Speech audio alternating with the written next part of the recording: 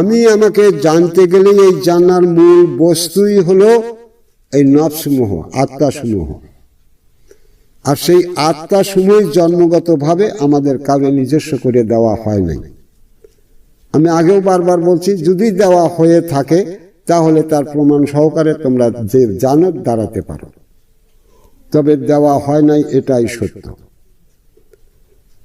কোনো মানুষ, বুনিয়াদম যাদের বলা হয়, তাদের কোনো মানুষকে যে তাদের কোনো জন্মগতভাবে কোনো নফস তার দিক করে দেওয়া হয়েছে, জন্মে আসে, জীবনে আসে, সেই নফসের দ্বারা সে মানব জীবন ধরে, এইটা কোনো মানুষকেই আল্লাহ পাক অধিকার দেন নাই।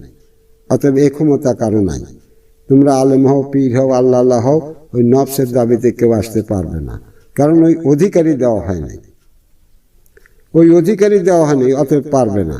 তাহলে তুমি যদি রবের পরিচয় আনতে যাও, তুমি যদি দ্বীনের পরিচয় নিতে চাও, তুমি যদি তোমার নবীকে জানতে চিনতে চাও, তাহলে যে নবীর তুমি নফস ধরতে পারবে, সেই নবীরই নফসের যে দিন আছে সেই দিনে তোমার আসবে।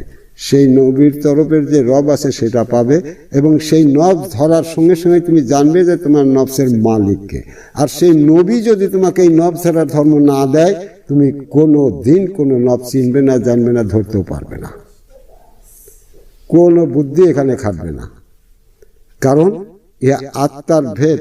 কোরআন আত্মা ধরতে দিয়েছে, নইলে কখনই বলতো না যারা স্বীয় আত্মাকে পবিত্র করে তারাই কামিয়াব। তাহলে স্বীয় আত্মা যখন নাই, তাহলে সেই আত্মবান থেকে আত্মা চিহ্নিত করে নিয়ে সেই আত্মাকে সমস্ত দিক থেকে পবিত্র কারিগর সফলকামী, আর তারাই সেই মুসলমানের সার্টিফিকেট পাবে।